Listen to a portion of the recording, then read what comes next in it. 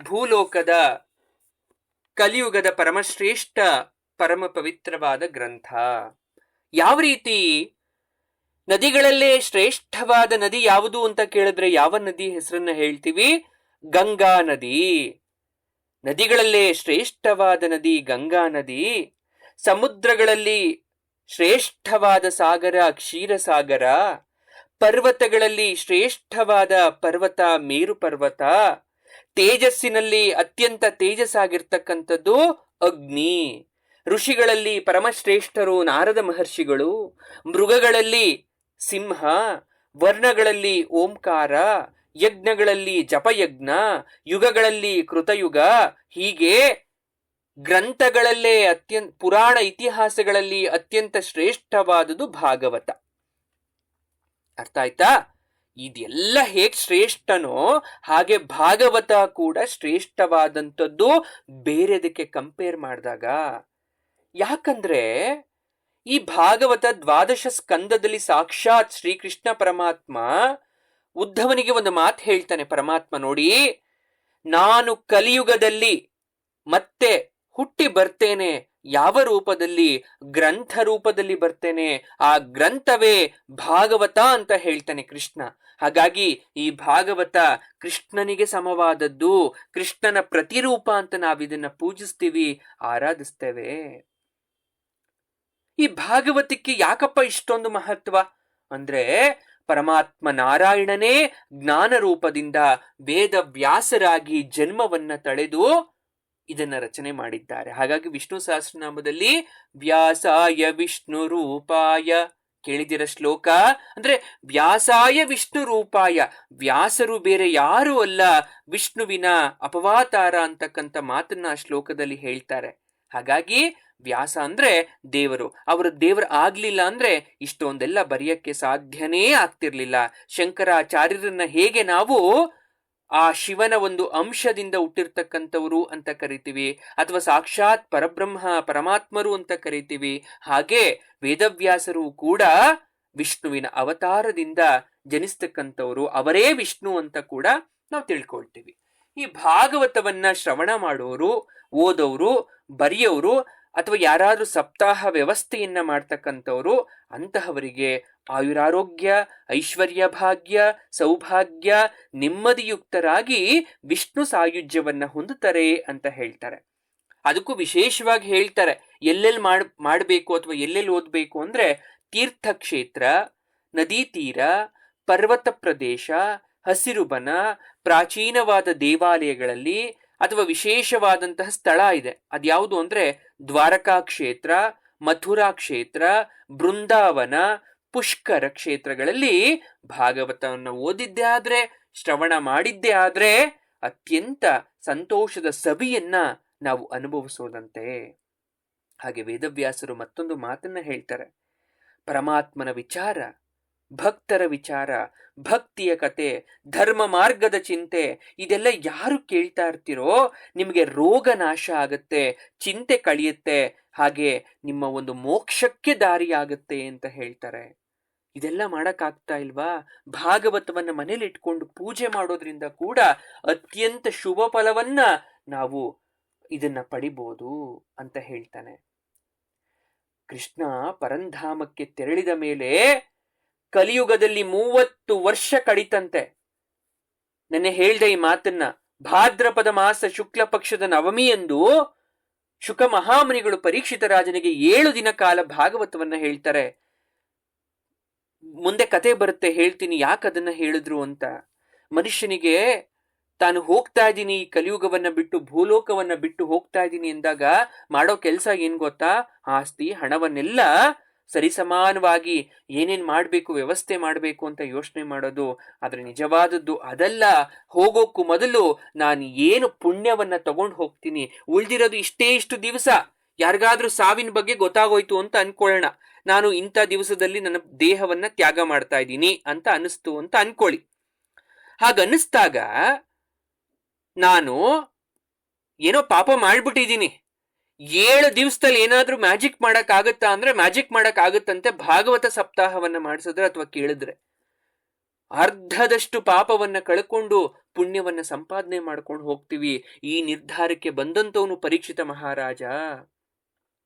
ಪರೀಕ್ಷಿತ ರಾಜ ಭಾಗವತ ಕೇಳಿದ 2 ಶತಮಾನಗಳ ನಂತರ ಆಷಾಢ ಶುಕ್ಲ ಪಕ್ಷದ ನವಮಿಯೆಂದು ದುಂದುಕಾರಿ ಪ್ರೇತತ್ವ ನಿವಾರಣೆಗಾಗಿ ಪ್ರೇತಬಾಧೆಯಿಂದ ನರಳುತ್ತಾ ಇರ್ತಾನೆ. ಆ ನಿವಾರಣೆಗೋಸ್ಕರ ಭಾಗವತ ಸಪ್ತಾಹವನ್ನ ಮಾಡಿಸ್ತಾನೆ. ಹೀಗೆ ಅದು ಮುಂದುವರಿಸ್ಕೊಂಡು ಬಂದು ಇವತ್ತು ನಮ್ಮ ತನಕ ಬಂದು ನಿಂತಿದೆ. ನೀವು ಅನ್ಕೋಬಹುದು ಬರೀ ಇಂಡಿಯಾದಲ್ಲಿ ಮಾತ್ರ ಭಾಗವತ, ಬೇರೆ ಕಡೆ ಅಲ್ಲ ಅಂತ. ತಪ್ಪು ಕಲ್ಪನೆ. ಈ ಅಧಿಕ ಮಾಸದಲ್ಲಿ ಈಗಾಗಲೇ ನ್ಯೂಜೆರ್ಸಿ, ಸ್ವಿಟ್ಜರ್ಲೆಂಡ್, ಹಾಂಗ್ಕಾಂಗ್, ಆಸ್ಟ್ರೇಲಿಯಾ, ಅಮೆರಿಕದ ಫ್ಲೋರಿಡಾ ಭಾಗ, ಟೆಕ್ಸಾಸ್ ಅಲ್ಲಿ ಕೂಡ ಭಾಗವತ ಸಪ್ತಾಹ ಮಾಡಿಸ್ತಾ ಇದ್ದಾರೆ. ಗೊತ್ತಾ ನಿಮ್ಗೆ? ಈಗ ಅಂದ್ರೆ ಅಲ್ಲಿರೋರು ಮನುಷ್ಯರೇ, ಇಲ್ಲಿರೋರು ಮನುಷ್ಯರೇ. ಅಲ್ಲಿರೋರು ಹಣವಂತರು ಭಕ್ತರೆ, ಇಲ್ಲಿರೋರು ಹಣವಂತರು ಭಕ್ತರೆ. ನಾವ್ ಎಲ್ಲಿದ್ದೀವಿ ಅನ್ನೋದು ಮ್ಯಾಟರ್ ಆಗಲ್ಲ, ನಾವ್ ಏನ್ ಕರ್ಮ ಮಾಡ್ತಿದೀವಿ ಅನ್ನೋದು ಮ್ಯಾಟರ್ ಆಗತ್ತೆ. ವಿಶೇಷವಾಗಿ ಇಲ್ಲಿಂದ ಆಚಾರ್ಯರನ್ನ ಕರೆಸ್ಕೊಂಡು ಅಲ್ಲಿ ಮಾಡಿಸ್ತಾ ಇದ್ದಾರೆ ಅಂದ್ರೆ ಅವ್ರಿಗೆ ಇರೋ ಜಾಗ ಮುಖ್ಯ ಅಲ್ಲ, ನಾವ್ ಏನ್ ಕೆಲಸ ಮಾಡಿಸ್ತಿದೀವಿ ಅನ್ನೋದು ಮುಖ್ಯ ಆಗತ್ತೆ. ಇದು ಯಾಕೆ ಹೇಳ್ದೆ ಅಂದ್ರೆ ದೊಡ್ಡಸ್ತಿಕೆಗೆ ಹೇಳ್ತಾ ಇಲ್ಲ. ನಾವು ಕೂಡ ಇನ್ ಮುಂದೆ ಆದ್ರೂ ಇದರ ಚಿಂತನೆಯನ್ನ ಮಾಡ್ತಾ, ನಮ್ಗೆ ನಮ್ಮ ಮಾತೃಭೂಮಿಲಿದೀವಿ ನಾವು, ನಮ್ಮ ಮಾತೃಭೂಮಿಯಲ್ಲಿ ನಾವು ಇದನ್ನ ಕೇಳೋದು ಎಷ್ಟು ಒಂದು ಒಳ್ಳೇದಲ್ವಾ, ಎಂತ ಪುಣ್ಯ ಅಲ್ವಾ. ಹಾಗಾಗಿ ಇದನ್ನ ಮಾಡ್ತಾನೆ. ಓಕೆ, ಈಗ ಮುಖ್ಯವಾದ ಕಥಾಭಾಗಕ್ಕೆ ಬರ್ತಾ ಹೋಗೋಣ. ಭಾಗವತಕ್ಕೆ ನಾವು ಹೋಗೋಣ. ಭಾಗವತ ಏನೇನು ಬರ್ತಾ ಹೋಗುತ್ತೆ, ಎಲ್ಲಿಂದ ಶುರುವಾಗ್ತದೆ ಅಂತಕ್ಕಂಥದ್ದು ನಾವು ಈಗ ತಿಳ್ಕೊಳ್ತಕ್ಕಂಥದ್ದು. ಹಾಗಾಗಿ ಭಗವಂತನ ಪಾದಪದ್ಮಗಳಲ್ಲಿ ಭಕ್ತಿ, ಶ್ರದ್ಧೆ, ಗೌರವದಿಂದ ಸಾಷ್ಟಾಂಗ ನಮಸ್ಕಾರವನ್ನ ಮಾಡ್ತಾ ಈ ಭಾಗವತ ಪ್ರವಚನವನ್ನ ನಾವು ಶುರು ಮಾಡ್ತಾ ಇದ್ದೇವೆ.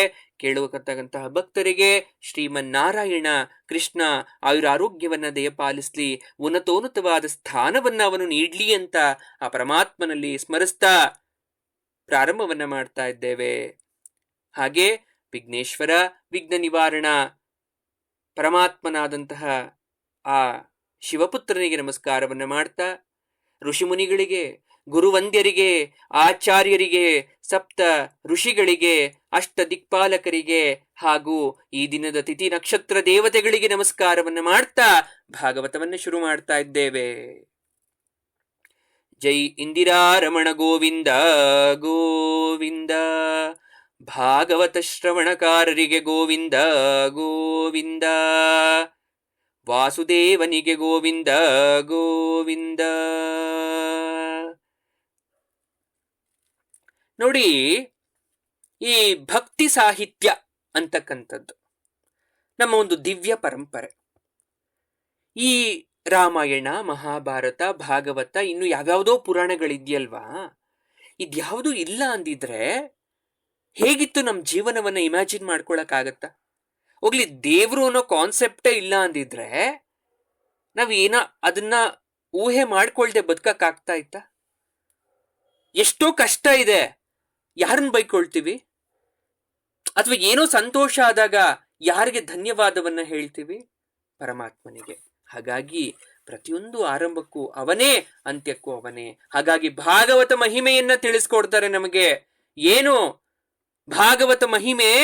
ಸಾವಿರಾರು ಅಶ್ವಮೇಧ ಯಾಗವನ್ನ ನೀವು ಮಾಡ್ತೀರಾ, ರಾಜಸೂಯ ಯಾಗವನ್ನ ಮಾಡ್ತೀರಾ, ಏಕಾದಶಿ ತೀರ್ಥಗಳಲ್ಲಿ ಸಾಲಿಗ್ರಾಮ ತೀರ್ಥವನ್ನ ಮಾಡ್ತೀರಾ, ವೃಕ್ಷಗಳಲ್ಲಿ ತುಳಸಿಯಷ್ಟು ಪೂಜೆಯನ್ನ ಮಾಡ್ತೀರಾ, ದಾನಗಳಲ್ಲಿ ಅನ್ನದಾನವನ್ನ ಮಾಡ್ತೀರಾ, ಉದಾರತ್ವ ದೇವತೆಗಳಲ್ಲಿ ವಿಷ್ಣುವನ್ನ ಆರಾಧನೆ ಮಾಡ್ತೀರಾ. ಇದೆಲ್ಲದಕ್ಕಿಂತ ಶ್ರೇಷ್ಠವಾದದ್ದು ಭಾಗವತ ಅಂತ ಪುರಂದರದಾಸರು ಕೊಂಡಾಡ್ತಾರೆ. ಪದ್ಮ ಪುರಾಣದಲ್ಲಿ ನಾರದರು ಹೇಳ್ತಾರೆ, ಭಾಗವತದಲ್ಲಿ ಓಂಕಾರ ಇದೆ, ಗಾಯತ್ರಿ ಪುರುಷ ಸೂಕ್ತ ಇದೆ, ವಿಶೇಷವಾದಂಥದ್ದಿದೆ, ಓಂ ನಮೋ ಭಗವತೆ ವಾಸುದೇವಾಯ ಅಂತಕ್ಕಂಥ ಮಹಾಮಂತ್ರ ಇದೆ, ಸೂರ್ಯ ಮಹಾಕ್ಷೇತ್ರ ಪ್ರಯಾಗ ಇದೆ, ಕಾಲಪುರುಷನಿದ್ದಾನೆ, ಸದ್ಬ್ರಾಹ್ಮಣರಿದ್ದಾರೆ, ಅಗ್ನಿಹೋತ್ರ ಇದೆ, ಕಾಮಧೇನು ಇದೆ, ದ್ವಾದಶಿ ತಿಥಿ ಇದೆ, ವಸಂತ ಋತು ಇದೆ, ತುಳಸಿ ಇದೆ. ಎಲ್ಲದಕ್ಕಿಂತ ಮಿಗಿಲಾಗಿ ಪುರುಷೋತ್ತಮನಾದ ಶ್ರೀಕೃಷ್ಣನ ದಿವ್ಯ ಸಾನ್ನಿಧ್ಯವಿದೆ ಅಂತ ಪದ್ಮ ಪುರಾಣದಲ್ಲಿ ನಾರದರು ಹೇಳ್ತಾರೆ. ಭಾಗವತದ ನಾನು ಆಗ್ಲೇ ಹೇಳ್ದಾಗೆ ದ್ವಾದಶ ಸ್ಕಂದದಲ್ಲಿ ಪರಮಾತ್ಮನೇ ಹೇಳ್ತಾನೆ ಉದ್ದವನಿಗೆ, ನೋಡು ನಾನೇ ಇದು. ಅದಕ್ಕೆ ಭಾಗವತಕ್ಕೆ ಗೌರವವನ್ನ ಕೊಡಿ, ಅದನ್ನ ಕೇಳಿಸ್ಕೊಳ್ಳಿ, ಜೀವನವನ್ನು ಉದ್ಧಾರ ಮಾಡ್ಕೊ ಹೋಗಿ ಅಂತ ಹೇಳ್ತಾನೆ. ಎಲ್ಲಿಯ ಈ ಒಂದು ವಿಶೇಷವಾದಂಥ ಕಥಾಹಂದರಕ್ಕೆ ನಾವು ಮುಖ್ಯವಾದ ಭಾಗಕ್ಕೆ ಬರ್ತಾ ಇದ್ದೇವೆ. ಏನದು ನೋಡಿ, ಪರೀಕ್ಷಿತ ಮಹಾರಾಜನಿಗೆ ಶಾಪ ಬಂತು. ಶಾಪ ಬಂತು ಅಂತ ಗೊತ್ತಾಯ್ತು ಅವನಿಗೆ. ಬಹಳ ದುಃಖಿತನಾಗೋದ.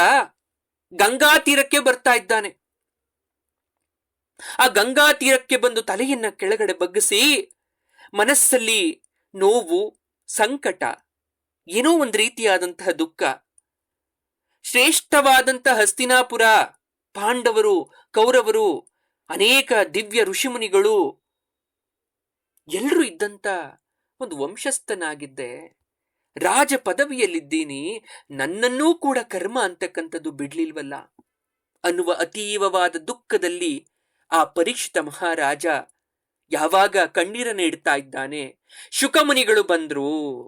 ಶುಕಮುನಿಗಳನ್ನ ಕಂಡೊಡನೆ ಗುರುಗಳೇ ಅಂತ ಅವರ ಪಾದಗಳಿಗೆ ಬಿದ್ದು, ಸ್ವಾಮಿ, ಸಾವು ಎನ್ನುವ ಸರ್ಪದ ಬಾಯಿಯೊಳಗೆ ಅಸಹಾಯಕನಾಗಿ ಜಾರ್ತಾ ಇರ್ತಕ್ಕಂಥ ನನ್ನಂತವನು ಇನ್ನು ಮುಂದೆ ಏನು ಮಾಡಬೇಕು? ಸರ್ಪವನ್ನ ಅಥವಾ ಸರ್ಪದಿಂದ ಕಚ್ಚಿ ನನಗೆ ಸಾವು ಅಂತ ಶಾಪ ಬಂದ್ಬಿಟ್ಟಿದೆ. ನಾನು ಏನ್ ಮಾಡ್ಬೇಕು?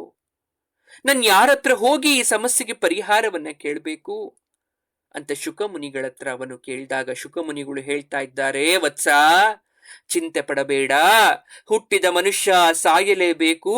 ಕರ್ಮದಿಂದಲೋ ಅಥವಾ ದೈವದ ವಿಧಿಯಿಂದಲೋ ಅವನು ಹೋಗ್ಲೇಬೇಕು. ನಿನಗೆ ಸರ್ಪದಿಂದ ಸಾವು ಅಂತ ಅಂದ್ಮೇಲೆ ಅದರಿಂದನೇ ನೀನು ಹೋಗ್ಬೇಕು ವತ್ಸ. ಆದ್ರೆ ಭಾಗವತವನ್ನ ಉಪದೇಶವನ್ನ ಮಾಡ್ತೀನಿ ಕೇಳಿಸ್ಕೋ ಅಂತಂತೆ. ಅಷ್ಟರಲ್ಲೇ ದೇವಲೋಕದ ವಿಮಾನ ಬಂದ್ಬಿಡ್ತು ಅಲ್ಲಿಗೆ. ಅದರಿಂದ ಇಳಿದ ದೇವೇಂದ್ರ ಬಂದು ಶುಕರಿಗೆ ಹೇಳ್ತಾ ಇದ್ದಾನೆ, ಶುಕಮುನಿಗಳೇ ನೋಡಿ, ದೇವಲೋಕದ ಅಮೃತವನ್ನ ತಂದಿದ್ದೇನೆ ಕುಂಭದಲ್ಲಿ ನೋಡಿ. ಇವನು ಹಾವು ಕಚ್ಚಿ 7 ದಿನದೊಳಗೆ ಮೃತನಾಗುತ್ತಾನೆ ಎಂದು ಶಾಪ ಇದೆ. ನೀವಿವಾಗ ಭಾಗವತ ಉಪದೇಶ ಮಾಡ್ತಾ ಇದ್ದೀರಾ. ಭಾಗವತ ಉಪದೇಶ ಅಂದ್ರೆ ಅದು ಶ್ರೇಷ್ಠವಾದಂಥದ್ದು. ಹಾಗಾಗಿ ನಾನು ಅಮೃತವನ್ನ ತಂದಿದ್ದೇನೆ, ತಗೊಳ್ಳಿ, ಅವನು ಕೊಡಿ. ಅವನಿಗೇನು ಸಾವಿನ ಭಯನೇ ಇರೋದಿಲ್ಲ. ಇಂದ್ರನೇ ಸ್ವತಃ ಬಂದು ಶುಕಮುನಿಗಳಿಗೆ ಅಮೃತ ತುಂಬಿದಂತಹ ಮಡಕೆಯನ್ನ ಕೊಡ್ತಾ ಇದ್ದಾನೆ, ಬಿಂದಿಗೆಯನ್ನ, ಕುಂಭವನ್ನ ಕೊಡ್ತಾ ಇದ್ದಾನೆ. ಶುಕರು ನೋಡಿದ್ರು ಇಂದ್ರನನ್ನ. ಇಂದ್ರ, ಎಂತಹ ಉದಾರ ಹೃದಯದವನು ನೀನು, ಕೊಡು, ಅದನ್ನ ಕೊಟ್ಬಿಡು. ಹಾ ಸ್ವಾಮಿ, ಕೊಡ್ತೀನಿ, ತಗೊಳ್ಳಿ. ಆದ್ರೆ ಒಂದು ಷರತ್ತು ನೋಡಿ, ಯಾರೂ ಕರ್ಮದ ಅಥವಾ ಒಂದು ಫಲದ ಅಪೇಕ್ಷೆ ಇಲ್ಲದೆ ಯಾರು ಕೆಲಸ ಮಾಡಲ್ಲ. ಪೂಜೆ ಮಾಡ್ಬೇಕು ಅಂದ್ರೂ ದೇವ್ರು ಏನ್ ಕೊಡ್ತಾನೆ ಅಂತ ಕೇಳ್ತೀವಿ, ಲಂಚ. ಹಾಗೆ ಇಂದ್ರ ಕೂಡ ಒಂದು ಅಪೇಕ್ಷೆ ಮೇರೆಗೆ ಬಂದಿದ್ದ. ಒಂದು ಷರತ್ತನ್ನ ವಿಧಿಸ್ತಾ ಇದ್ದಾನೆ ಮಹಾಮುನಿಗಳಿಗೆ, ಶುಕರಿಗೆ. ಶುಕರೇ, ಏನ್ ಗೊತ್ತಾ ಷರತ್ತು? ಇದರ ಬದಲಾಗಿ ನಮಗೆ ಭಾಗವತದ ಕಥಾಮೃತವನ್ನ ನೀವು ಕೊಡಬೇಕು. ಇಷ್ಟೇ. ನೀವು ಕೊಟ್ಬಿಟ್ರೆ ನಾನು ಈ ಅಮೃತವನ್ನೇ ಕೊಟ್ಬಿಡ್ತೀನಿ ನಿಮ್ಗೆ. ಅಮೃತಕ್ಕಿಂತ ಶ್ರೇಷ್ಠ ಅಂತಾಯ್ತಲ್ಲ ಭಾಗವತ. ಶುಕಮುನಿಗಳು ನಕ್ರು. ಎಲ್ಲಿಯ ಗಾಜಿನ ಮಣಿ, ಎಲ್ಲಿಯ ಕೌಸ್ತುಭಮಣಿ. ನೋಡಿ ಎಷ್ಟು ಚೆನ್ನಾಗಿದೆ ಮಾತಿದು. ಎಲ್ಲಿಯ ಗಾಜಿನ ಮಣಿ, ಎಲ್ಲಿಯ ಕೌಸ್ತುಭಮಣಿ. ಗಾಜು ಅಂದ್ರೆ ಅಮೃತ, ಕೌಸ್ತುಭಮಣಿ ಅಂದ್ರೆ ಭಾಗವತ.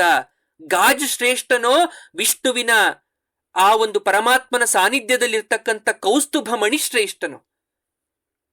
ನೀನು ತಂದಿರುವ ಅಮೃತ ಕುಡಿದ್ರೆ ಅವನ ದೇಹ ಎದ್ದು ಕೂತ್ಕೊಳ್ಳುತ್ತೆ, ಅವನಿಗೆ ಸಾವಿಲ್ಲ, ಒಪ್ಕೊಂಡೆ ಇಂದ್ರ.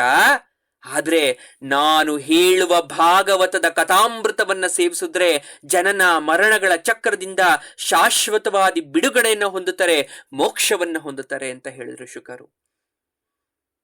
ಆಗ ದೇವತೆಗಳೆಲ್ಲ ಬ್ರಹ್ಮದೇವರ ಬಳಿಗೆ ಬಂದು ಚಿಂತನೆಯನ್ನ ಮಾಡ್ತಾ ಇದ್ದಾರೆ. ಬ್ರಹ್ಮದೇವರೇ, ಏನ್ ಹೇಳ್ತೀರಾ ಈ ಶುಕಮುನಿಗಳ ಮಾತಿಗೆ? ನಿಮ್ಮ ಒಂದು ತರ್ಕವೇನಪ್ಪಾ ಅಂತ ಕೇಳಿದಾಗ ಬ್ರಹ್ಮದೇವರು ಹೇಳ್ತಾ ಇದ್ದಾರೆ, ನೋಡಿ, ಜಗತ್ತಿನ ಎಲ್ಲ ಜ್ಞಾನ, ವಿಜ್ಞಾನ, ಸುಜ್ಞಾನಗಳನ್ನೆಲ್ಲ ಒಂದು ತಕ್ಕಡಿಗೆ ಹಾಕ್ಬಿಡಿ, ಒಂದು ಕಡೆ ಹಾಕಿ. ಭಾಗವತವನ್ನ ತಗೊಂಡೋಗಿ ಮತ್ತೊಂದು ತಕ್ಕಡಿಗೆ ಹಾಕಿ. ಭಾಗವತದ ತಕ್ಕಡಿಯ ತಟ್ಟೆ ಭಾರಕ್ಕೆ ಕುಸ್ತೋಗ್ಬಿಡುತ್ತೆ. ಅಂದ್ರೆ ಜಗತ್ತಿನ ಎಲ್ಲ ಶಾಸ್ತ್ರಗಳಿಗೂ ಜ್ಞಾನಗಳಿಗೂ ಭಾಗವತವೇ ಶ್ರೇಷ್ಠ ಅಂತ ಆಯ್ತಲ್ಲ. ಅಲ್ಲಿ ಘೋಷಿಸಿದ್ರು. ನೈಮಿಷಾರಣ್ಯದಲ್ಲಿ ಏನಾಗುತ್ತೆ ಮುಂದೆ? ಪರಮ ಪವಿತ್ರವಾದ ನೈಮಿಷಾರಣ್ಯ. ಶೌನಕಾದಿ ಋಷಿಗಳು ಬ್ರಹ್ಮಸತ್ರ ಅಂತಕ್ಕಂಥ ಬೃಹತ್ ಯಜ್ಞವನ್ನ ಮಾಡ್ತಾ ಇದ್ದಾರೆ. ರೋಮಹರ್ಷಣ ಪುತ್ರ ಸೂತ ಪುರಾಣಿಕರು ಕೂಡ ಬಂದ್ರು. ಶೌನಕಾದಿ ಮಹಾ ಋಷಿಗಳು ಸೂತ ಪುರಾಣಿಕರನ್ನ ನೋಡಿ ನಮಸ್ಕಾರವನ್ನ ಮಾಡಿ ಬನ್ನಿ ಅಂತ ಕರೆದ್ರು. ಋಷಿ ಮುನಿಗಳು ಒಬ್ಬರನ್ನೊಬ್ಬರು ನೋಡಿದ್ರೆ ಕರೆಯೋದು ಪದ್ಧತಿ. ಯಾಕಂದ್ರೆ ಮರಕ್ಕಿಂತ ಮರ ದೊಡ್ಡದು, ನನ್ನಲ್ಲೇ ಎಲ್ಲ ಗೊತ್ತಿದೆ ಅಂತಕ್ಕಂಥ ಅಹಂಕಾರ ಇರಬಾರ್ದು. ಯಾಕಂದ್ರೆ ಮನಸ್ಸನ್ನ ಪರಮಾತ್ಮನಲ್ಲಿ ನೆಡಬೇಕು ನಾವು. ಜ್ಞಾನ ಭಕ್ತಿ ವೈರಾಗ್ಯ ತಂದು ಕೊಡ್ತಕ್ಕಂಥದ್ದು ಅಂತ ಅನ್ಕೊಂಡಿದ್ದೀವಿ, ಆದ್ರೆ ತಪ್ಪು.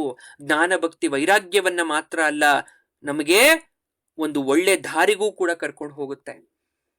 ಹಾಗಾಗಿ ಸೂತ ಪುರಾಣಿಕರು ಬರ್ತಾ ಇದ್ದಾರೆ. ಜಗದ ಹಿತಕ್ಕಾಗಿ ಪರಮಾರ್ಥ ವಿಚಾರ ಕುರಿತಾದ ಪ್ರಶ್ನೆಯನ್ನ ಋಷಿಮುನಿಗಳು ಮಾತಾಡ್ತಾ ಇದ್ದಾರೆ. ಆ ಮಾತಾಡ್ತಾ ಏನಾಗ್ತಾ ಇದೆ? ಶೌನಕಾದಿ ಮಹರ್ಷಿಗಳು ಹೇಳ್ತಾ ಇದ್ದಾರೆ, ಭಾಗವತವೇ ಸರ್ವಶ್ರೇಷ್ಠ. ಒಮ್ಮೆ ಸನಕಾದಿಗಳು ತಪಸ್ವಿಗಳ ಕ್ಷೇತ್ರವಾಗಿದ್ದ ಬದರಿ ಕ್ಷೇತ್ರಕ್ಕೆ ಬಂದ್ರು. ಬಹಳ ಬೇಸರವಾಗಿ ಕೂತ್ಕೊಂಡಿದ್ರು. ಈ ಕತೆ ನಾನು ನಿನ್ನೆ ಹೇಳ್ದೆ. ಈ ಲೋಕದಲ್ಲೆಲ್ಲ ಹೀಗೆ ತುಂಬಿಕೊಂಡಿದ್ದಾರೆ, ಏನ್ ಮಾಡ್ಬೇಕು ಅಂದಾಗ ಭಾಗವತವನ್ನ ಉಪದೇಶವನ್ನ ಕೊಟ್ರು ಅಂತಕ್ಕಂಥದ್ದು ಹೇಳ್ದೆ. ಇಲ್ಲಿಂದ ಶುರುವಾಗುತ್ತೆ ನೋಡಿ, ಮುಂದೆ ಏನೆಲ್ಲ ಕಥಾ ಹಂದ್ರಕ್ಕೆ ತೆರ್ಕೊಳ್ಳುತ್ತೆ. ಭಾಗವತ ಯಾಕೆ ಎಲ್ಲಿಂದ ಇಲ್ಲಿಗೆ ಸೇರ್ಕೊಳ್ತು ಅಂತಕ್ಕಂಥದ್ದು. ಆತ್ಮದೇವ ಮತ್ತೆ ಅವನ ಮಕ್ಕಳ ಒಂದು ಕತೆ ನೆನ್ನೆ ಹೇಳಿದ್ದೆ, ಮತ್ತೊಮ್ಮೆ ಹೇಳ್ತೀನಿ ಕೇಳಿಸ್ಕೊಳ್ಳಿ. ಆತ್ಮದೇವ ಅಂತಕ್ಕಂಥವನು ವಿಪ್ರ, ಧರ್ಮನಿಷ್ಠ. ವಿಪ್ರ ಅಂದ್ರೆ ಒಬ್ಬ ಬ್ರಾಹ್ಮಣ, ಒಂದು ಕಾರ್ಯ ಮಾಡ್ತಕ್ಕಂಥವನು. ಶ್ರೀಮಂತ, ದೇವರೆಲ್ಲ ಚೆನ್ನಾಗಿ ಕೊಟ್ಬಿಟ್ಟಿದ್ದಾನೆ ಅವನಿಗೆ. ಶ್ರೀಮಂತಿಕೆಯನ್ನು ಜನ ಹಿತಕ್ಕಾಗಿ ಬಳಸ್ತಾ ಇದ್ದ, ತೇಜಸ್ವಿಯಾಗಿದ್ದ. ಅವನ ಪತ್ನಿ ದುಂಧುಲಿ. ಈ ಹೆಸರೆಲ್ಲ ನೆನ್ಪಿಟ್ಕೋಬೇಕು ನೀವು, ಭಾಗವತದ ಹೆಸರುಗಳು. ಆತ್ಮದೇವನ ಹೆಂಡತಿ ಹೆಸರೇನೋ ದುಂಧುಲಿ ಅಂತ. ಬಹಳ ಸುಂದರವಾಗಿದ್ದಂತ ಹೆಣ್ಣು, ಆದ್ರೆ ದುಷ್ಟೆ. ಗಂಡ ಒಳ್ಳೆಯವನಾಗಿದ್ರೇನಂತೆ, ಹೆಂಡತಿನೂ ಒಳ್ಳೆಯವಳಾಗಿರ್ಬೇಕು ಅಂತೇನಲ್ವಲ್ಲ, ದುಷ್ಟೆ. ಕರ್ಕಶಿ ಅಂದ್ರೆ ಗೊತ್ತಲ್ವಾ, ಕರ್ಕಶವಾದ ಧ್ವನಿ. ಕೆಲವೊಬ್ರು ಕರೆದ್ರೆ ಕೇಳಬೇಕು ಅನ್ಸುತ್ತೆ, ಕೆಲವೊಬ್ರು ಕರೆದ್ರೆ ಓಡೋಗ್ಬೇಕು ಅನ್ಸುತ್ತೆ. ಅಂತವ್ರನ್ನ ಕರ್ಕಶಿ ಅಂತ ಕರಿತೀವಿ. ಜಗಳ ಗಂಟಿ. ಮಕ್ಕಳಾಗ್ಲೇ ಇಲ್ಲ ಅವಳಿಗೆ. ಕಡೆಗೆ ಸಾಧು ಒಬ್ಬ ಸಂತಾನ ಫಲವೊಂದನ್ನ ಮಂತ್ರಿಸಿಕೊಟ್ಟು, ನಿನ್ನ ಪತ್ನಿ ಇದನ್ನ ಭಕ್ಷಿಸಿ 1 ವರ್ಷ ವ್ರತ ನಿಯಮಗಳನ್ನ ಆಚರಿಸಿದ್ದೇ ಆದ್ರೆ ಅವಳಿಗೆ ಉತ್ತಮವಾದ ಮಗ ಜನಿಸ್ತಾನೆ ಅಂತ ಆ ಫಲವನ್ನ ಕೊಡ್ತಾರೆ. ಯಾರಿಗೆ? ಆತ್ಮದೇವನಿಗೆ. ಆತ್ಮದೇವ ಬಂದ ದುಂದುಲಿಗೆ ಫಲವನ್ನ ನೀಡ್ತಾನೆ. ಆದ್ರೆ ದುಷ್ಟೆಯಾದ ದುಂದುಲಿ, ನನಗೆ ಮಕ್ಕಳ ಆಗೋದ್ರೆ ನನ್ನ ದೇಹ ಸೌಂದರ್ಯ ಕೆಟ್ಟೋಗ್ಬಿಡುತ್ತಲ್ಲ, ನನ್ ಗರ್ಭಿಣಿ ಏನಾದ್ರೂ ಆಗೋದ್ರೆ ಪ್ರಸವ ವೇದನೆಯನ್ನು ಅನುಭವಿಸ್ಬೇಕಾಗತ್ತಲ್ಲ. ಛೇ, ಯಾರೀ ಕಷ್ಟನೆಲ್ಲ ಅನುಭವಿಸ್ತಾರೆ? ಶ್ರೀಮಂತಿಕೆ ಇದೆ, ಹಾಳು ಕಾಳುಗಳಿದ್ದಾರೆ, ಬೇಕಾದಾಗ ತಿನ್ನಬಹುದಾದಂತಹ ಬಗೆ ಬಗೆ ಖಾದ್ಯಗಳಿದೆ. ನಾನು ಗರ್ಭಿಣಿ ಆಗ್ಬೇಕೆ, ನನಗ್ ಮಕ್ಕಳಾಗ್ಬೇಕೆ? ಬೇಡ, ನನಗ್ ಬೇಡ. ಏನ್ ಮಾಡ್ತಾ ಇದ್ದಾಳೆ? ಅವಳ ತಂಗಿ ಒಬ್ಳಿದ್ಲು, ಅವಳು ಗರ್ಭಿಣಿ ಆಗಿದ್ಲು. ಅವಾಗ ಏನ್ ಮಾಡ್ತಾ ಇದ್ದಾಳೆ? ನೋಡಮ್ಮ, ನನ್ನ ಪ್ರಸವವಾದೊಡನೆ ಆ ಮಗುವನ್ನ ನನಗ್ ಕೊಡ್ಬೇಕು.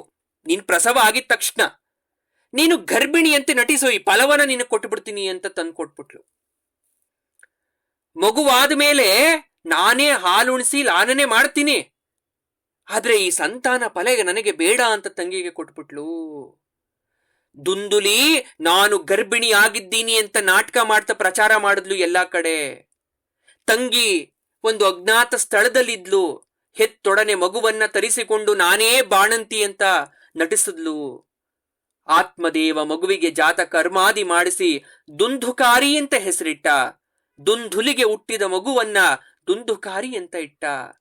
ಕೆಲ ಸಮಯದ ನಂತರ ಗೋವು ಮನುಷ್ಯಾಕಾರದ ದಿವ್ಯ ಶಿಶುವನ್ನ ಹೆತ್ತುಬಿಡ್ತು. ಆತ್ಮದೇವನಿಗೆ ಆಶ್ಚರ್ಯ, ಇದೇನಪ್ಪ, ಮನೇಲಿರ್ತಕ್ಕಂಥ ಹಸು ಮಗುವನ್ನ ಎತ್ತಿದ್ಯಲ್ಲ. ಗೋಗರ್ಭದಲ್ಲಿ ಜನಿಸಿದ ಬಾಲಕನ ಕಿವಿಗಳು ಹಸುವಿನ ಕಿವಿಗಳಂತಿತ್ತು, ಆದ್ರೆ ಉಳಿದಂತಹ ದೇಹ ಮನುಷ್ಯನ ಆಕಾರದಲ್ಲಿತ್ತು. ಗೋವಿಗೆ ಜನಿಸಿದ ಮಗುವನ್ನ ಗೋಕರ್ಣ ಅಂತ ಹೆಸರಿಟ್ಬಿಟ್ರು.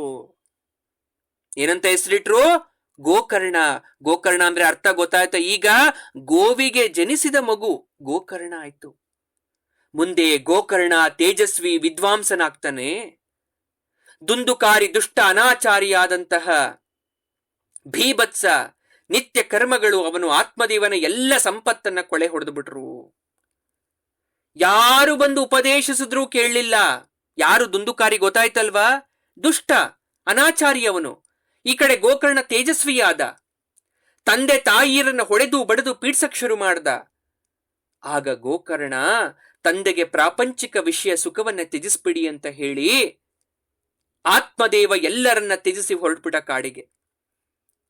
ಕಡೆಗೆ ಕೃಷ್ಣ ಚರಿತ್ರೆಯಲ್ಲಿ ಮೈಮರೆತು ಅಂತ್ಯಕಾಲದಲ್ಲಿ ಕೃಷ್ಣ ದರ್ಶನವನ್ನು ಹೊಂದಿ ಮುಕ್ತನಾಗ್ತಾನೆ. ಆ ಕತೆ 10ನೇ ಸ್ಕಂದದಲ್ಲಿ ಬರುತ್ತೆ, ಹೇಳ್ತೀನಿ ಯಾವ ರೀತಿ ಅವನು ದೇಹತ್ಯಾಗ ಮಾಡ್ತಾನೆ ಅಂತ. ಆಯ್ತು, ಈಗ ದುಂದುಕಾರಿ ಇದ್ಲಲ್ಲ, ತನ್ನ ದುಶ್ಚಟಗಳಿಗೆ ತಾಯಿ ದುಂದುಲಿಯನ್ನ ಪೀಡ್ಸಕ್ ಶುರು ಮಾಡ್ತಾನೆ. ಅವನ ಕಾಟ ತಾಳಲಾರ ದುಂದುಲಿ ಬಾವಿಗೆ ಹಾರಿ ಪ್ರಾಣ ಬಿಟ್ಲು. ಎಲ್ಲಿ ಬಂತು ಅವಳ ಸೌಂದರ್ಯ? ಎಲ್ಲಿ ಬಂತು ಅವಳ ಹಣ? ಭಗವಂತ ಕೊಟ್ಟಂತಹ ಸಂತಾನದ ಫಲವನ್ನ ಮತ್ತೊಬ್ಬರಿಗೆ ಕೊಟ್ಲಲ್ಲ, ಅದರ ಪಾಪದ ಫಲ ಬಾವಿಗೆ ಹಾರಿ ಪ್ರಾಣ ಬಿಟ್ಲು. ಈ ಕಡೆ ಗೋಕರ್ಣ ತೀರ್ಥಯಾತ್ರೆಗೆ ಹೊರಟ್ಬಿಟ್ಟ. ದುಂದುಕಾರಿ ತನ್ನ ಮನೆಯಲ್ಲಿ 5 ಮಂದಿ ವೇಶ್ಯರನ್ನ ತಂದಿಟ್ಕೊಂಡ. ಅವನ ಆಸ್ತಿ ಕಸಿದುಕೊಂಡ. ಅವರು ಅವನನ್ನ ಹೊರಗಡೆ ಹಾಕ್ಬಿಟ್ರು, ಕೊಂದು ಹಾಕಿದ್ರು. ಪ್ರಾಣ ಹೋಯ್ತು. ಹೋದ್ಮೇಲೆ ಸುಮ್ನೆ ಹೋಯ್ತಾ? ಹೋಗ್ಲಿಲ್ಲ. ಪ್ರೇತ ಜನ್ಮವನ್ನ ಪಡಿತಾನೆ ದುಂದುಕಾರಿ. ನೋಡಿ, ಮನುಷ್ಯ ಇದ್ದಾಗ ಮಾತ್ರ ಅಲ್ಲ, ಹೋದ್ಮೇಲೂ ಅನುಭವಿಸ್ಬೇಕಾಗತ್ತೆ. ಅರ್ಥ ಮಾಡ್ಕೊಳ್ಳಿ ಯಾಕೆ ಅಂತ. ಪ್ರೇತ ಜನ್ಮವನ್ನ ಪಡೆದ. ತನ್ನ ಪಾಪ ಕರ್ಮಗಳಿಂದಾಗಿ ಯಾತ್ರೆಯಿಂದ ಹಿಂದಿರುಗಿದ ಗೋಕರ್ಣ ರಾತ್ರಿ ಮಲ್ಕೊಂಡಿದ್ದ ಪಾಪ ಹೋಗಿ ಅವನ ಕಾಡಕ್ ಶುರು ಮಾಡ್ದ ಪ್ರೇತಾತ್ಮ ದುಂದುಕಾರಿ. ಯಾರನ್ನ? ಗೋಕರ್ಣನನ್ನ. ಯಾಕಂದ್ರೆ ಉಳ್ಕೊಂಡಿದ್ದ ಅವನೊಬ್ನೇ. ಹಸುವಿಗೆ ಹುಟ್ಟಿದ್ದಾದ್ರೂ ಅವರ ವಂಶದಲ್ಲೇ ಹುಟ್ಟಿದವನವನು. ಆಗ ಗೋಕರ್ಣ ನೋಡ್ತಾನೆ, ದುಂದುಕಾರಿ ಬಂದಿದ್ದಾನೆ ಪ್ರೇತಾತ್ಮನಾಗಿ. ಅವನ ಮೇಲೆ ಕರುಣೆ ಬಂದು ಅವನ ಕಮಂಡಲುದಿಂದ ಜಲವನ್ನ ತೆಗೆದು ಮಂತ್ರವನ್ನ ಅಭಿಮಂತ್ರಿಸಿ ಪ್ರೋಕ್ಷಣೆ ಮಾಡ್ತಾನೆ. ಆಗ ಪ್ರೇತ ಹೇಳುತ್ತೆ, ಉದ್ಧಾರ ಮಾಡು ನನ್ನನ್ನ, ನಾನು ಪ್ರೇತನಾಗಿದ್ದೇನೆ ಅಂದಾಗ ಗೋಕರ್ಣ ಹೇಳ್ತಾನೆ, ತಮ್ಮ ಚಿಂತಿಸಬೇಡ, ಗಯಾದಲ್ಲಿ ನಿನಗೆ ಶ್ರಾದ್ದವನ್ನ ಮಾಡಿದ್ದೇನೆ, ಹೋಗು, ನೀನು ಉದ್ಧಾರ ಆಗ್ತೀಯ, ಪಾಪ ತುಂಬಿಕೊಂಡಿದೆ ಅಂತ ಅಂದಾಗ ಮೋಕ್ಷದ ದಾರಿಯನ್ನ ಕೇಳ್ತಾನೆ.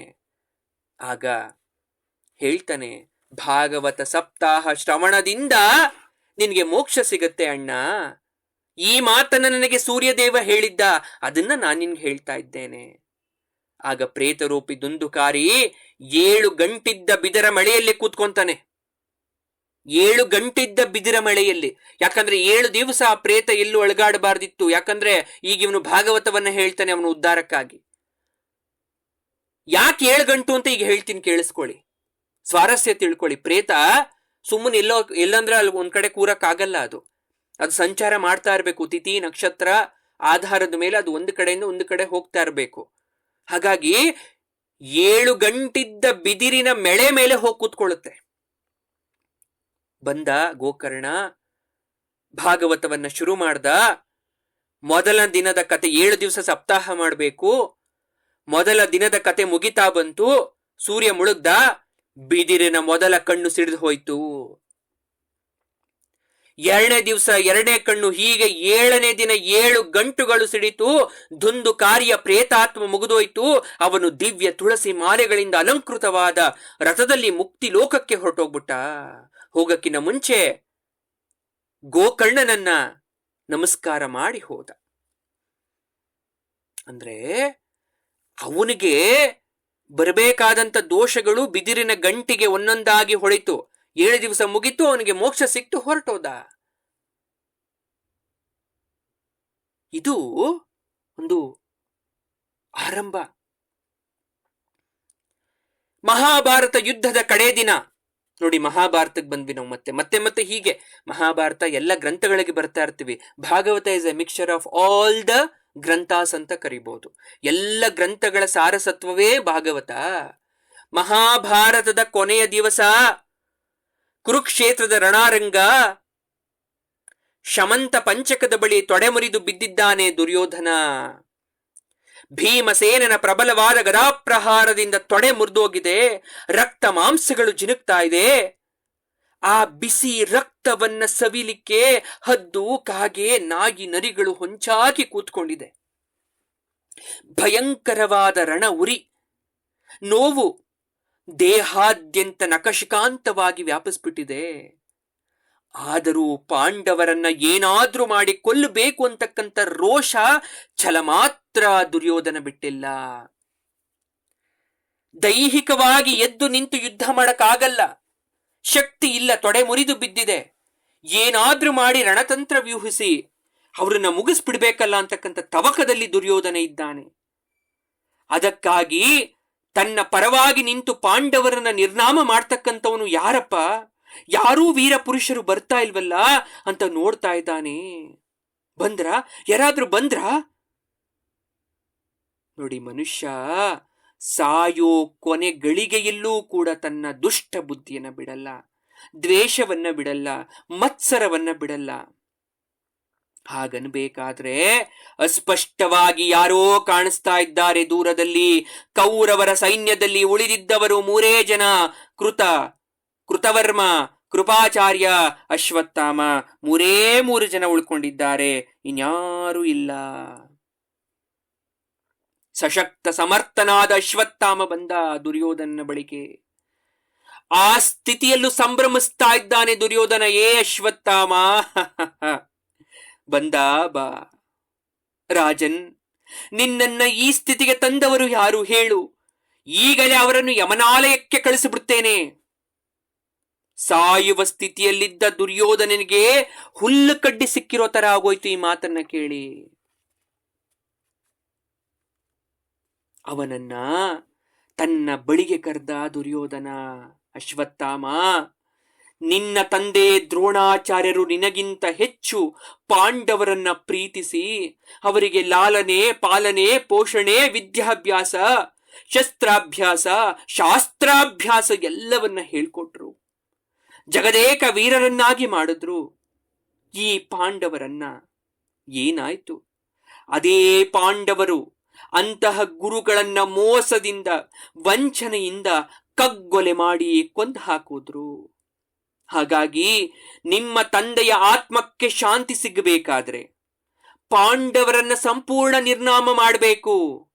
ಅದಕ್ಕಾಗಿ ನನಗೆ ನೀನು 2 ವಚನವನ್ನ ಕೊಡ್ತೀಯಾ? ನನ್ನ ಪ್ರಾಣ ಹೋಗುವ ಮುನ್ನ ನನಗೆ ಮಾತನ್ನ ಕೊಡ್ತೀಯಾ? ಹೇಳಿ ರಾಜನ್, ಏನ್ ಮಾಡ್ಬೇಕು ನಾನು? ಈಗ ನೀನು ನನಗೆ ಮಾಡಬೇಕಾಗಿದ್ದು ಏನ್ ಗೊತ್ತೇ? ಮೊದಲನೆಯ ವಚನ, ಪಾಂಡವರೆಲ್ಲರನ್ನೂ ಈಗಿನಿಂದಲೇ ನಿರ್ನಾಮ ಮಾಡಿ ನಿಷ್ಪಾಂಡವ ಪೃಥ್ವಿಯನ್ನ ನಿರ್ನಾಮ ಮಾಡಬೇಕು.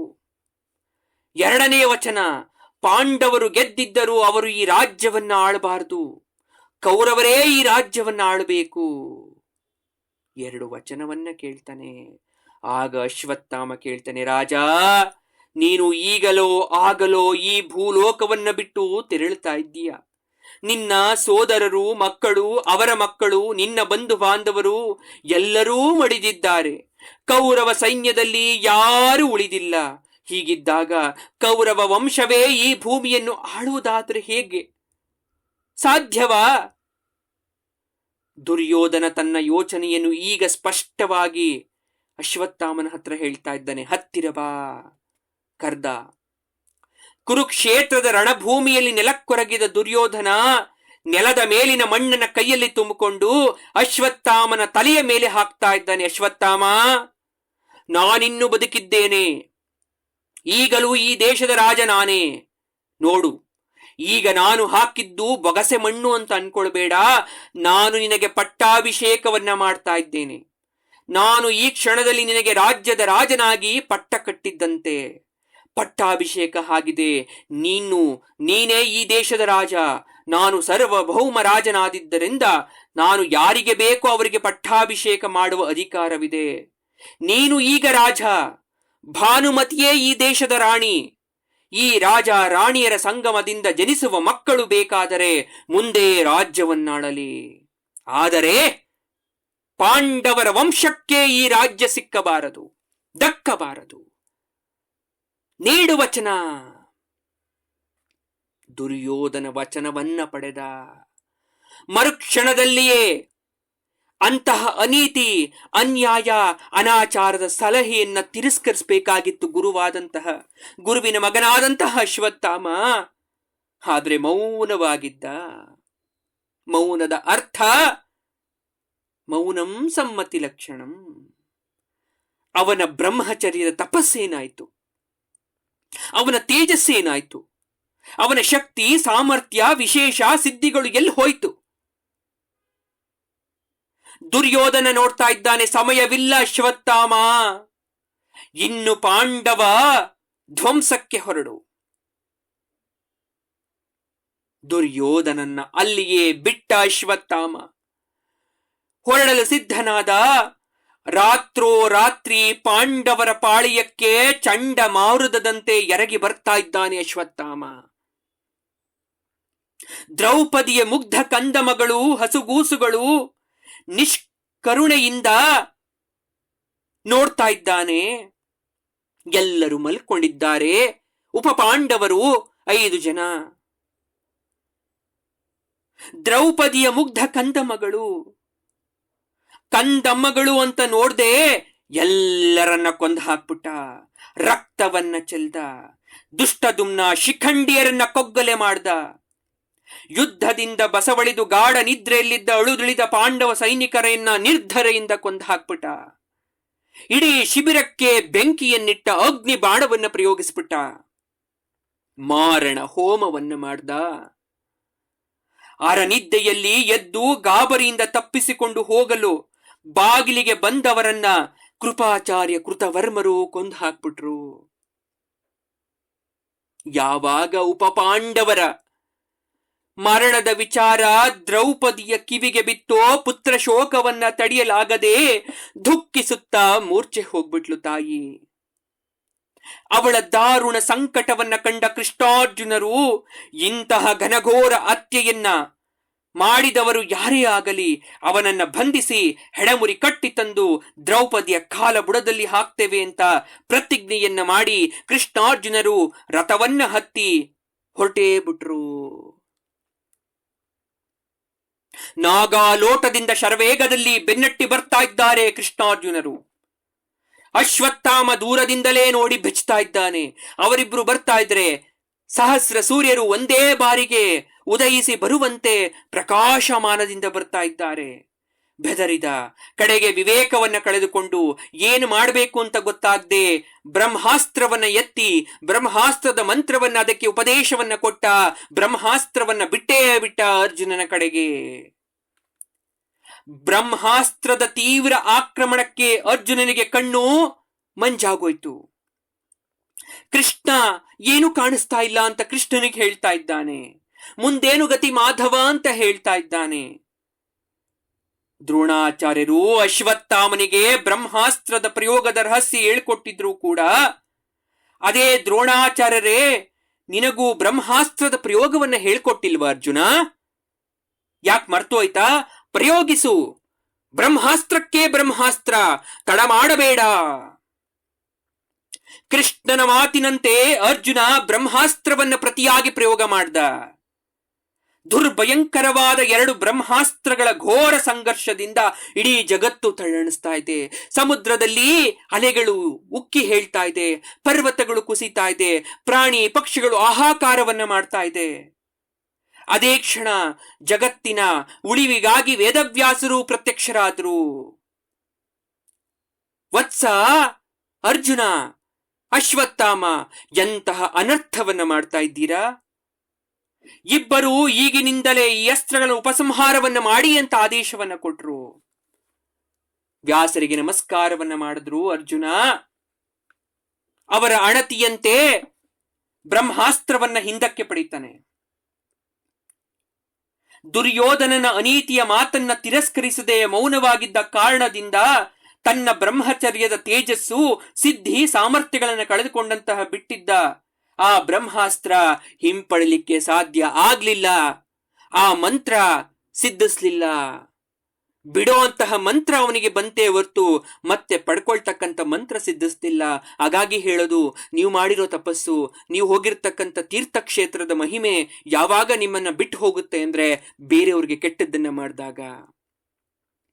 ಪುಣ್ಯವನ್ನ ಸಂಪಾದನೆ ಮಾಡಲು ಸಹಸ್ರ ವರ್ಷ ಬೇಕು, ಪುಣ್ಯವನ್ನ ಹಾಳು ಮಾಡ್ಕೊಳ್ಳಿಕ್ಕೆ ಒಂದೇ ಒಂದು ಕ್ಷಣ ಸಾಕು.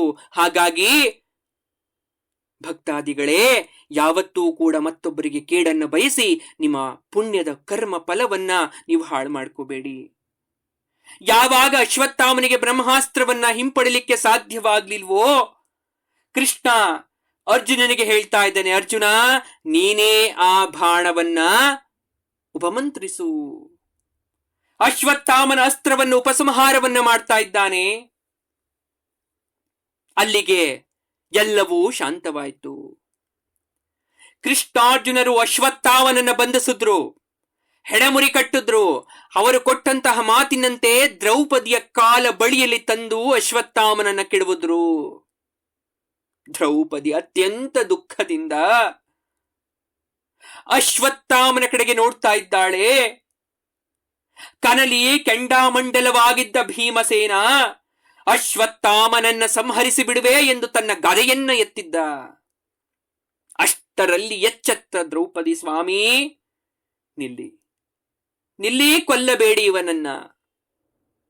ಇವನು ನಿಮ್ಮ ಗುರುಪುತ್ರ, ತಂದೆಯೇ ಮಗನಾಗಿ ಬರುತ್ತಾನೆ ಎಂದು ಶಾಸ್ತ್ರ ಹೇಳಿದೆ, ಮರೆಯಬೇಡಿ. ನನಗೂ ಪುತ್ರ ಶೋಕದ ಅತೀವವಾದ ಸಂಕಟ ಇದೆ. ಇವನನ್ನು ಶಪಿಸುವ ಮನಸ್ಸಿದೆ, ಇವನನ್ನು ಇಲ್ಲೇ ನಾಶ ಮಾಡುವ ಮನಸ್ಸಿದೆ. ಆದರೆ ನಾವು ಕೊಲ್ಲಬಾರದು. ಪುತ್ರ ಶೋಕದ ವೇದನೆಯ ಅನುಭವ ನನಗಾಗ್ತಾ ಇದೆ. ವನವಾಸ, ಅಜ್ಞಾತವಾಸ, ಮಾನಾಪಹರಣ ಎಲ್ಲ ಸಂಕಷ್ಟಗಳ ನೋವುಗಳನ್ನು ಅನುಭವಿಸಿದವಳು ನಾನು. ಆದರೆ ಈ ಎಲ್ಲ ಶೋಕಗಳಿಗಿಂತ ಪುತ್ರ ಶೋಕವನ್ನ ಸಹಿಸಲಾಗುತ್ತಿಲ್ಲ. ಇನ್ನು ಮುಂದೆ ಪ್ರಪಂಚದಲ್ಲಿ ಯಾವ ತಾಯಿಗೂ ಪುತ್ರ ಶೋಕದ ದುಃಖ ಬರದಿರಲಿ.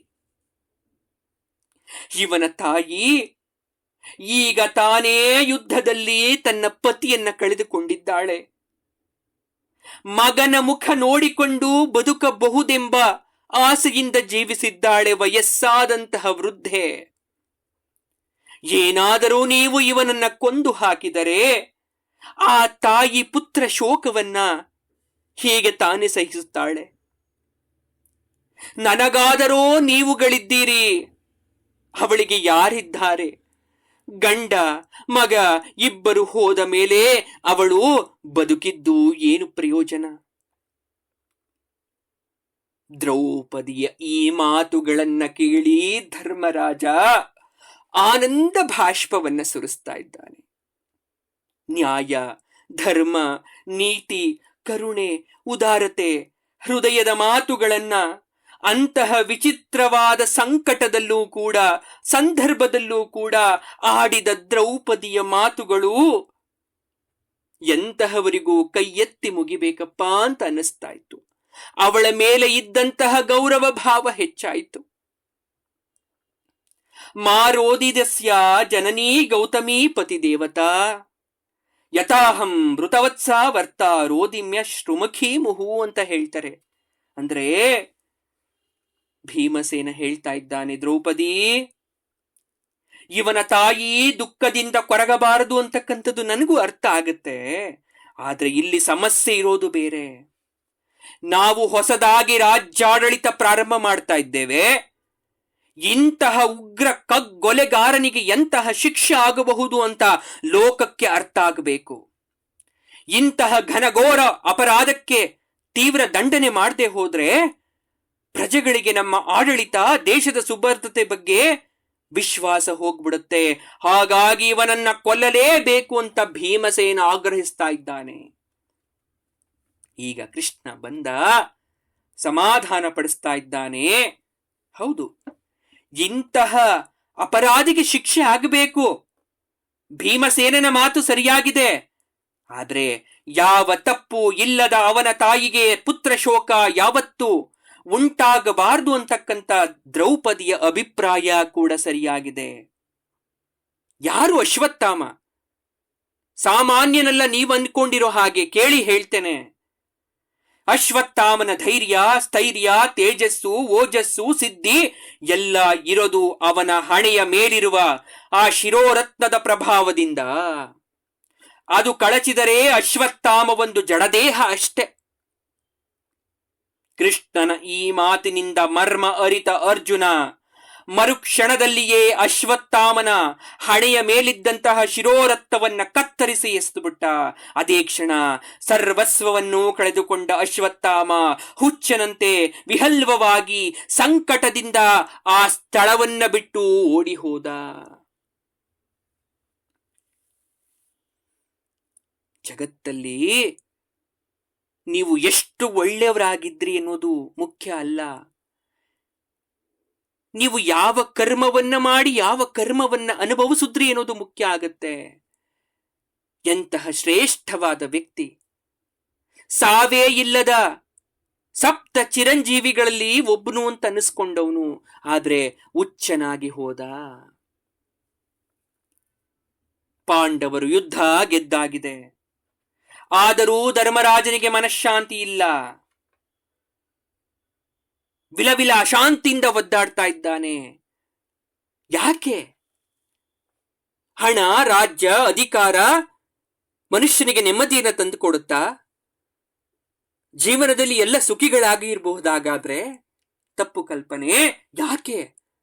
ಅರ್ಥ ಆಗುತ್ತೆ ನಾಳಿನ ತರಗತಿಯಲ್ಲಿ. ನಾವು ತಿಳ್ಕೋಬೇಕಾಗಿರೋದೇನು ಹಾಗಾದ್ರೆ? ಪ್ರಪಂಚದಲ್ಲಿ ಕಷ್ಟ ನಮ್ಮೊಬ್ಬರಿಗೆ ಅಲ್ಲ. ಅತೀವವಾದ ದುಃಖ ಸಂಕಟ ನೀವು ಅನುಭವಿಸಿಲ್ಲ, ನಿಮಗಿಂತ ಅನುಭವಿಸಿರುವವರು ಇದ್ದಾರೆ, ಇದ್ರು, ಈಗ ಇಲ್ಲ. ಅವರು ಇಲ್ಲ ಅಂದಾಕ್ಷಣ ಅವರ ಸಂಕಟ ಸಣ್ಣದಲ್ಲ. ದ್ರೌಪದಿಯ ಮಾತುಗಳನ್ನ ಕೇಳದಂತ ಇಲ್ಲಿರುವ ಪ್ರತಿಯೊಬ್ಬ ತಾಯಿಯ ಹೃದಯ ಇವತ್ತು ಮಿಡ್ದಿರುತ್ತೆ. ದ್ರೌಪದಿಯಾಗಿ ನೀವು ಒಂದು ಕ್ಷಣ ಆ ಸ್ಥಾನದಲ್ಲಿ ನಿಂತು ಯೋಚನೆ ಮಾಡಿದ್ರೆ ಅದೆಂತಹ ಕಷ್ಟ ಅನ್ನೋದು ಅರ್ಥ ಆಗತ್ತೆ. 5 ಜನ ಗಂಡಂದಿರಿದ್ರೆ ಹೆಚ್ಚ?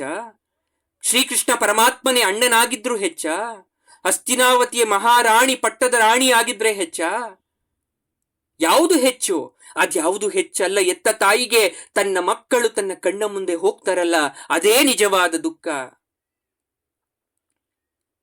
ಯಾಕೆ ಪ್ರತಿಯೊಬ್ಬ ತಾಯಿಯು ಮಕ್ಕಳ ಏಳಿಗೆಗಾಗಿ ತನ್ನ ಸಂತಾನದ ರಕ್ಷಣೆಗಾಗಿ ಕಷ್ಟಪಡೋದು? ಅವಳ ಎದೆ ಒಡಲಿಂದ ಆ ಶಿಶುವಿಗೆ ಜನವನ್ನು ಕೊಟ್ಟ ಕ್ಷಣದಲ್ಲೇ ಅವಳು ಸರ್ವಸ್ವವಾಗಿ ಆ ಮಗುವಿಗೆ ತನ್ನನ್ನು ತಾನು ಸಮರ್ಪಣೆ ಮಾಡಿಕೊಂಡಿರ್ತಾಳೆ. ಹಾಗಾಗಿ ಇಲ್ಲಿರುವ ಎಲ್ಲ ತಾಯಿಯಂದಿರಿಗೂ ಒಂದು ಮಾತು: ಯಾಕೆ ಮಕ್ಕಳ ಮೇಲೆ ಅತೀವವಾದ ಆಸೆ ಇಟ್ಕೋಬಾರದು?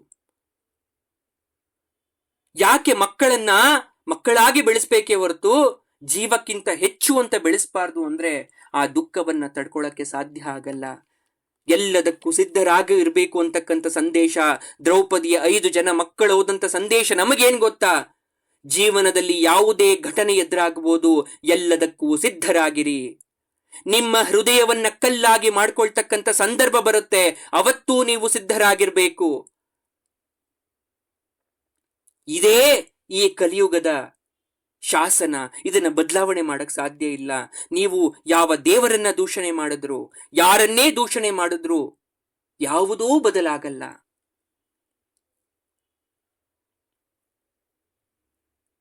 ಅದಕ್ಕೆ ಹೇಳೋದು, ಭಾಗವತ ಅಂತಕ್ಕಂಥದ್ದು ಸಹಸ್ರ ಗ್ರಂಥಗಳಿಗೆ ಸಮಾನ. ಸರ್ವಂ ಶ್ರೀ ಕೃಷ್ಣಾರ್ಪಣಮಸ್ತು, ಸರ್ವಂ ಶ್ರೀ ಭಾಗವತ ಪಾದಾರ್ಪಣಮಸ್ತು. ಶುಭವಾಗಲಿ. ಧನ್ಯವಾದ.